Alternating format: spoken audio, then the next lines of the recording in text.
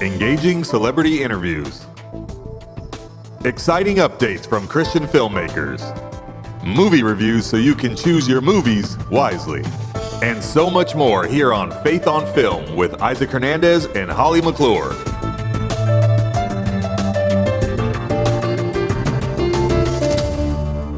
Hello, everyone. Welcome to Faith on Film. Holly, I see you survived the Arctic freeze. I did, Isaac. I did. Glad to be back. And you interviewed some really interesting people, stars of a movie. Tell us about that.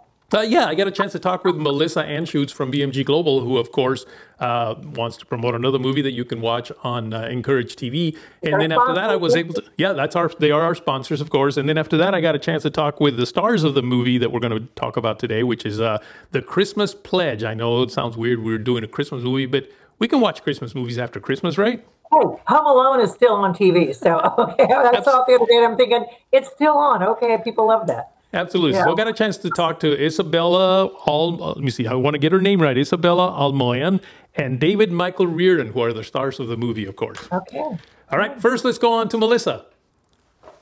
Hey, welcome back again, Melissa. It's always such a joy to have you on the show. Oh, it's such a pleasure to be here. I want to say Merry Christmas and Happy New Year. And, wonderful. I hope everyone had a wonderful holiday season. And thank you for having me on the show again. Oh, you bet. Now, what do you have for us today? We have the most darling Christmas rom-com. It's just an adorable film. The story centers around a darling couple who actually are at odds with each other at first. Their names are Declan and June. They don't seem to like each other very much. June comes from a very wealthy dad who constantly buys every business that she ever wants to work for. So she really wants to get out from under his thumb. And inevitably what happens is they end up having to work together at this local independent TV station so that her dad can't buy it. And they have to come up with funds to save the station. And so all this turmoil goes on and they have to work together and sparks fly. And it's just love, laughter, lighthearted story just to make you feel good and, enjoy the love and the laughs.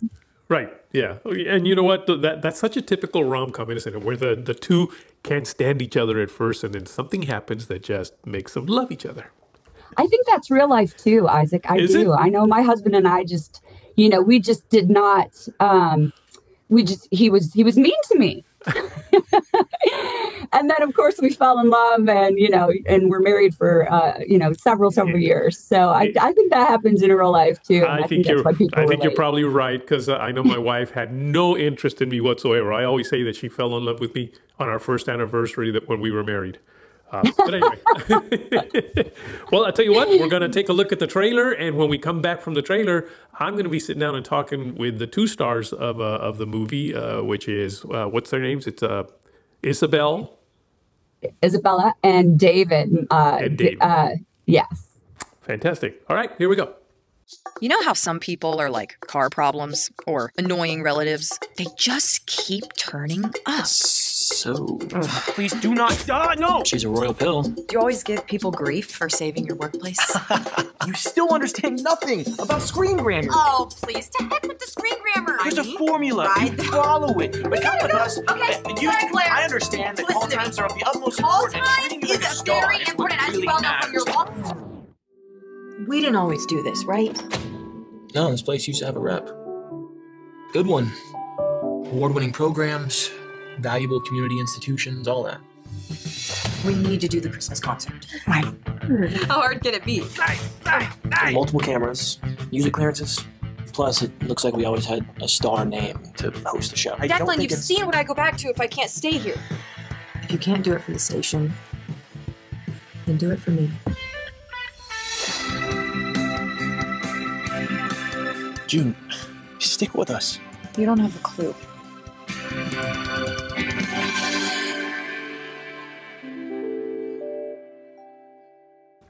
Hello, Isabelle. Welcome to Faith on Film.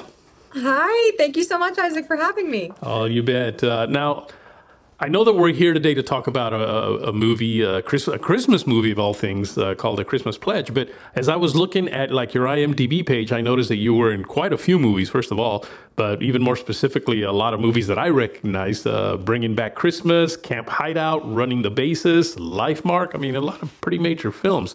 So before we even get started talking about The Christmas Pledge, maybe you can tell us a little bit about yourself and how you got started in this business. Sure, absolutely. Well, thank you for saying that. All of those films were incredible to work on. They really were. Acting, it just kind of just came out of nowhere. It doesn't run in my family. No one in my family is an actor. But when I was 9, my family and I went to see Facing the Giants, which I actually see right behind you, the poster. Huge fan of those guys. Yes. Well, I became a big fan after I saw that movie. And it was kind of like God just plopped the dream into my heart sitting in that movie theater. I'd never seen Jesus presented in that sort of way before. Right. And I didn't know what that looked like for my future, but I knew that I wanted to be in this business somehow. And so just started doing theater growing up all through middle school, high school. And then I went to college and studied film and graduated in 2019 and just kind of hit the ground running in the film industry. So it's been great. Now, is faith films the only kind of films you're doing, or have you also done some non-faith films? I have. I've done some non-faith films. That's definitely where the dream started. I was inspired by Facing the Giants and those sorts of films. But as I started doing more of them and started getting, a little deeper into the industry, I did feel the call to start doing both. And, we got to be a light in a really dark place. And, absolutely. The entertainment industry is really dark. So I have done both. Over the past couple of years, I've been fortunate enough to be a part of both. So now, okay, here's a tough question for you. Which do you like doing better? That is a tough question. It's, it's nice to do the faith-based projects because you're surrounded by believers. And I feel that time on set is a chance for me to kind of get poured into and get filled up, and then I take that with me when I'm on these secular sets, and that's my time to kind of pour out and hopefully fill others up, who don't believe the same way I do. So they're different, I agree. I've been a director in both. Mostly Christian. I mean, I grew up in Christianity and have been a director for, the largest Christian network there is, Trinity Broadcasting.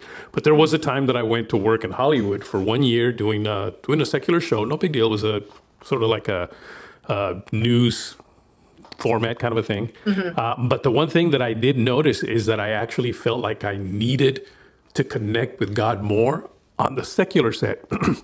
Because on the Christian set, it almost became like no big deal. Let's pray, whatever. And we didn't even need to pray because God is here. I don't know. But you go to the secular set, and all of a sudden I felt like, man, I really need for God to help me through this. And so they were definitely different. I enjoyed them both, but definitely different. Yeah.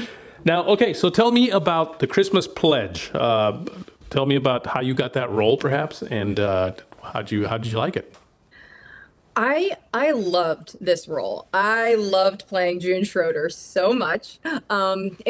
This role just fell into my lap, honestly. It doesn't always happen like this, but we filmed it last January, this time last year, actually, in Spokane, Washington. And I was actually in California visiting family at that time when I got the call, that, hey, we want you to audition, and it starts filming next week. For like 3 weeks in Spokane. So I had packed for 1 week to be in San Diego and then immediately flew from San Diego to Spokane and had to go buy a winter wardrobe and all that. It was a crazy experience, but it was so much fun. I loved, right when I read the script, I was like, this character is so much fun. I've never played a character like her before. She's energetic. She's passionate. She's funny. She actually has had a pretty traumatic childhood, but she doesn't let that affect her personality, 99% of the time. And she's too smart for her own good. And I just loved her. I really did. Was there a particular scene maybe that you just really feel was your favorite scene? My favorite scene, it's funny. The one that stands out to me is the calling montage where I'm just making all of these phone calls to random people that the audience doesn't know because they can't hear the other side of the conversation. So I'd never shot anything like that before, and it was really fun. But honestly, just all the argument scenes, I think, with David were a blast. James, our director, allowed us to have a lot of improv with those. And he really just in general allowed us to have a lot of freedom with our characters and character development and how we saw them portrayed in their personalities and little things that like made them tick. And those really, I feel like, came out in our argument scenes, my argument scenes with David. So people, of course, that have not watched the movie probably have no idea what we're talking about here. Right. So first of all, folks, make sure you get out there and watch that movie. It's available right now on Encourage TV for free. You can go to Encourage TV and you can watch it. It is a Christmas movie, and I know we're already past Christmas, but I tell you, I personally just love to keep my Christmas lights on for literally almost halfway or more into January because I don't want Christmas to end. So watch this movie. It's a great movie. It's not really just a Christmas movie. It just happens that it takes place in Christmas time. But it's a great movie. It's a great movie to watch. Then you'll know what it is that she's talking about. All the arguments. It was a great, funny story. So obviously you were arguing with the other character, the main character in the movie. How did you like acting with him? I loved acting with David. He's a great guy. He's a great actor. On this movie, we had to spend a lot of time together because our characters spend a lot of time together. And unfortunately, 99% of the time we're together on screen is just arguing with a few little romantic moments thrown in. So that was difficult because I didn't want to just like go to work and argue with him all day. It was fun. And he and I actually, we already knew each other. We had already worked together on running the bases, actually, which was the year before. Right. So it was great. We already had that friendship, that comfortability, and it was fun. It was a lot of fun. Well, good. I will be talking to him next, so I'll ask him the same question, see what he says about you. Okay. Well, thank you so much, Isabelle. Thank you. Hey, David. Welcome to Faith on Film. Hey, glad to be here, man. Hope you're doing good. I'm doing all right.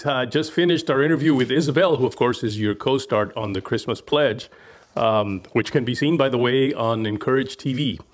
Now, David, you are best known for the roles of Fred DeLucas in the History Channel's The Food That Built America and your co-star appearance in Netflix Outer Banks Season 3, as well as playing Cody Garrison in Running the Bases. But this role, I got to admit, man, I really enjoyed watching you in this role. It was just so cool to watch the interaction between the two of you who were doing nothing but bickering, but yet you could tell there was romance kind of, sparkling in there. Kind of reminded me of me and my wife. No, I'm just kidding. So before we even talk about the movie, though, tell me a little bit about yourself, how you got started in acting, when, and why. Yeah, so I always wanted to be an actor, but never really saw any opportunity for it. I grew up in Branson, Missouri, and there wasn't really a heavy focus on that outside of the theater world.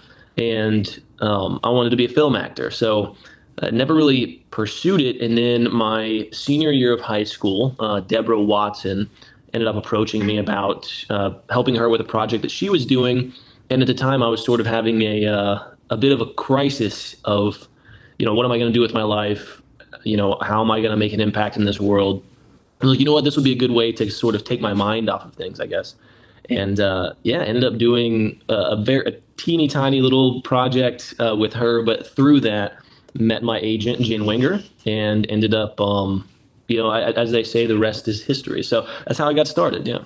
Wow. Well, you sure jumped up pretty fast because Jen Wagner is probably one of the top casting agents there are, or managers that there are out there.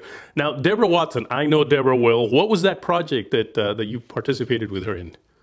It's called Taney Como. So it was. That's what I thought. I know. Yeah. Originally, it was supposed to be a feature, but it got turned into a short. And I just had a small role in there, just like 2 lines. But I fell in love with the process. So. Wow, that's amazing. 2 lines in a movie, and it jumpstarts you into what is apparently a really good career for you. So tell me about this role in this movie, The Christmas Pledge. How did you get this role? So from my understanding, Melissa Anschutz, I've worked with her a few times. I know her pretty well, and she works with Bridgestone Multimedia, and James and the rest of the team for the Christmas Pledge. I guess they had cast their lead roles, but then the lead roles had dropped out. So they were in a scramble to find some people that fit those roles, and Mel, she knew me, so she reached out. She was like, "Hey, you want to test for this?" So went ahead and tested for it, and they thought that it was right, so I ended up getting the part. Yeah. Wow, I got to tell you, it just seems like God has put you on a course, and once He has a plan for you and you follow His plan, things just seem to move very quickly and very well for you. I mean, how do you go from a little tiny movie not too many years ago to starring, or really starring in some of these larger films with? I know Melissa very well, of course. And so things are working out really well for you, apparently. Yeah, I believe that there are three kinds of doors in life. Mm-hmm. There are manual doors, and it's the ones you gotta put some effort into, to work your way through.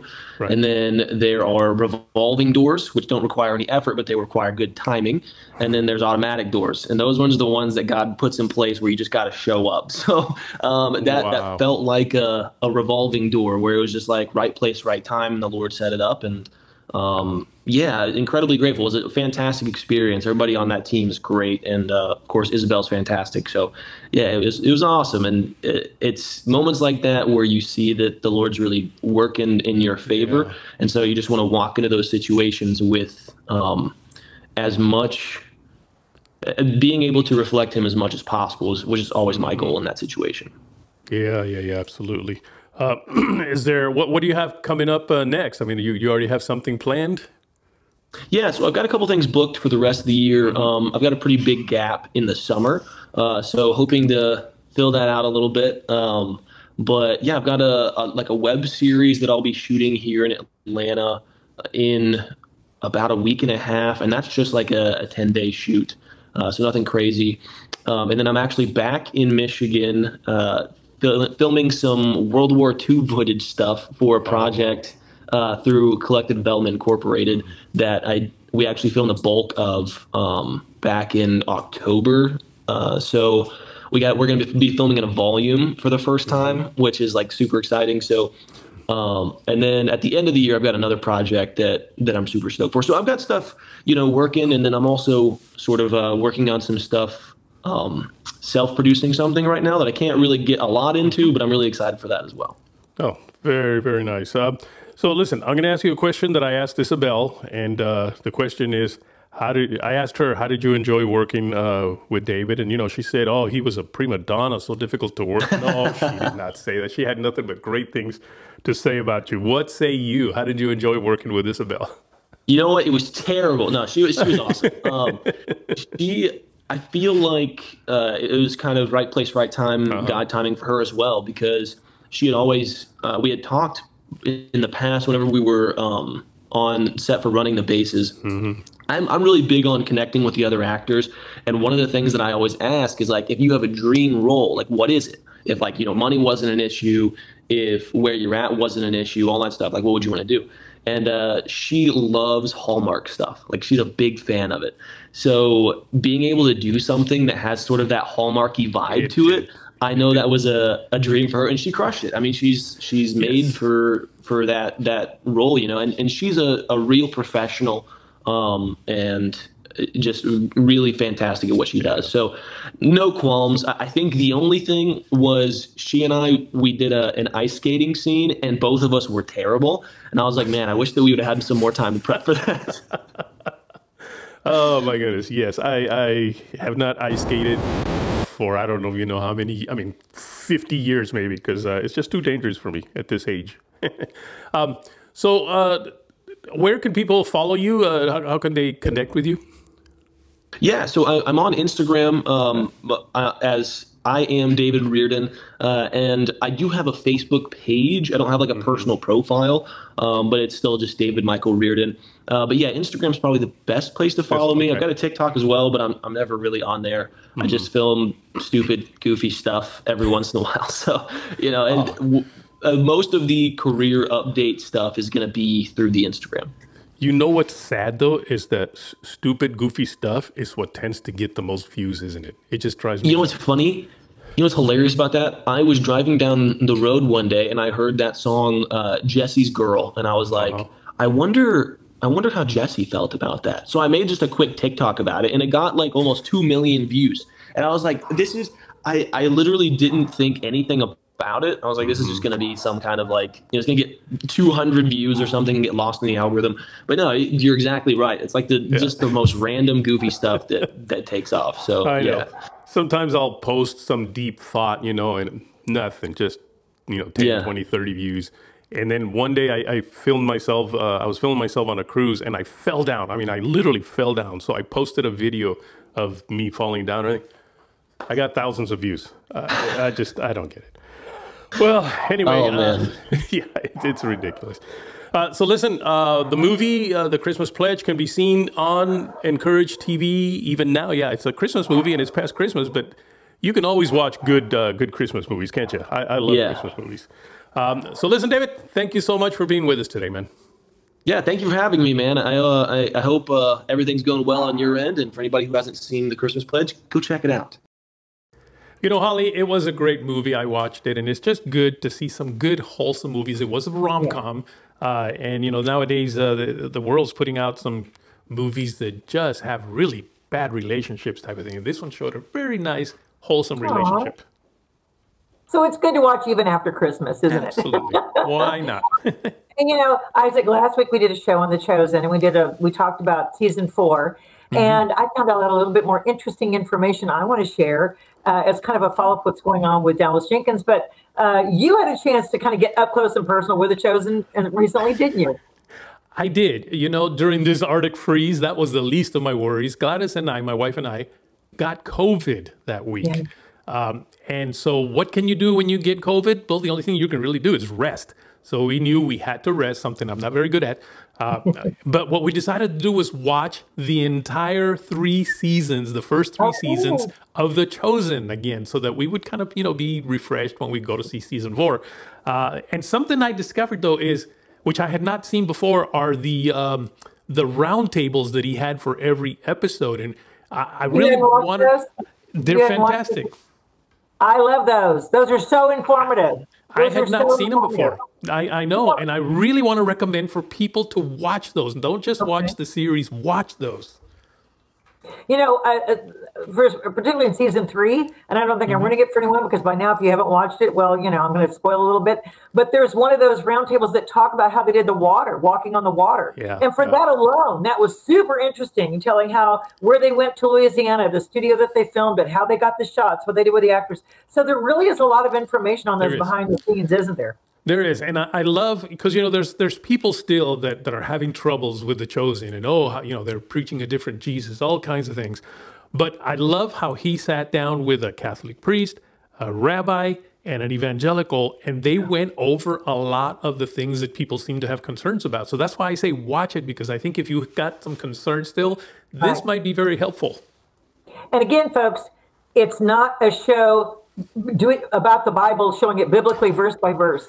It's a show about Jesus and the disciples that take scripture into their show. So they're not committing heresy. They're not defaming the Bible. They're not adding to the word. They're not adding to scripture. They're not adding anything to the Bible. It's strictly their interpretation and doing a show about it, much like a movie would do or anything else. Right. It's interesting, Isaac, because Dallas Jenkins was interviewed recently and said that he plans to go on with the Chosen sphere, kind of like the Marvel universe, the Chosen universe, and the Bible universe. He said he's going to go on and hopefully make a full-length feature film about Jesus. And so, he'll do a movie about it. And then they want to go on and do some things about the New Testament. So he's got great plans to continue doing what they're doing for The Chosen. But I thought it was interesting. You're going to love this. Okay, Martin Scorsese, who many won't remember, but I do because I've been a film critic for long enough to remember, did The Last Temptation of Christ, which was protested by about everyone who was anyone back in those days in Hollywood. There was a huge protest. People lined up for blocks protesting this horrific movie about Jesus married to Mary Magdalene and having, all sorts of things. It was just completely non-biblical and heresy to the max. And so he made that movie. Well, now he said he talked to the Pope, and he's thinking about making another movie in a series about Jesus, and just talking about the scripture and not proselytizing, but just telling about it. Oh, I can just imagine how enriching and enlightening that's going to be. Can you believe it, Scorsese doing that? Unbelievable. I totally remember that time in that movie and everything that happened, because I was at TBN at the time, and we actually televised the protest that was going on at Universal Studios. And so I was literally in the mix of all this nonsense. And it was huge back in those days. The Christians were rising up and saying, stop it. Stop doing this. Stop making films like this. Stop, defaming Jesus and Mary and the whole Bible. And boy, do I wish we had that today. I think we needed a few more times in Hollywood today to step up. But you know what Dallas is doing? He's doing it his own way, his own style, putting it in movie theaters, getting huge, 600 different now interpretations, translations. So it's going worldwide. God's word is getting out there no matter what the naysayers or the heretical people like, Scorsese and them do. There's something, by the way, and I don't know if you're aware of this. I certainly wasn't. And I learned of it while watching the roundtables that he did after episode 2, in fact.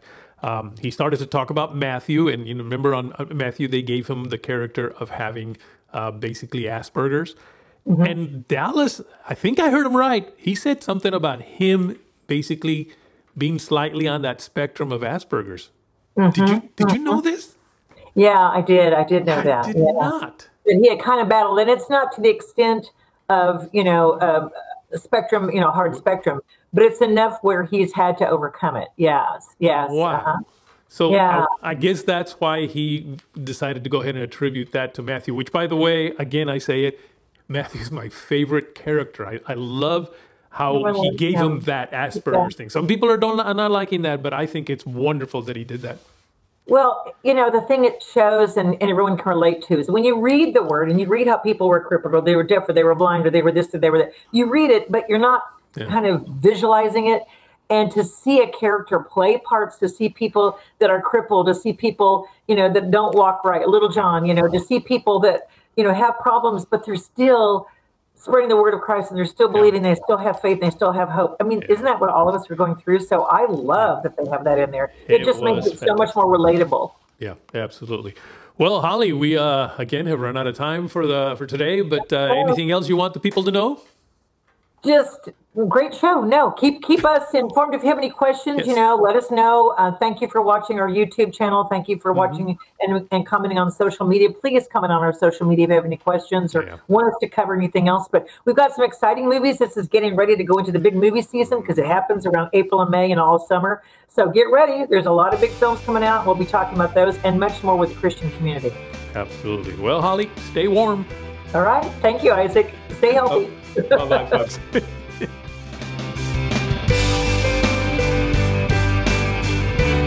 Write to us at faithonfilmtv@gmail.com. That's faithonfilmtv@gmail.com. Follow us on Facebook, Instagram, and Twitter at Faith on Film TV. Also, go to our YouTube channel, Faith on Film TV, and hit the subscribe button and the bell for notifications on our latest Faith on Film shows.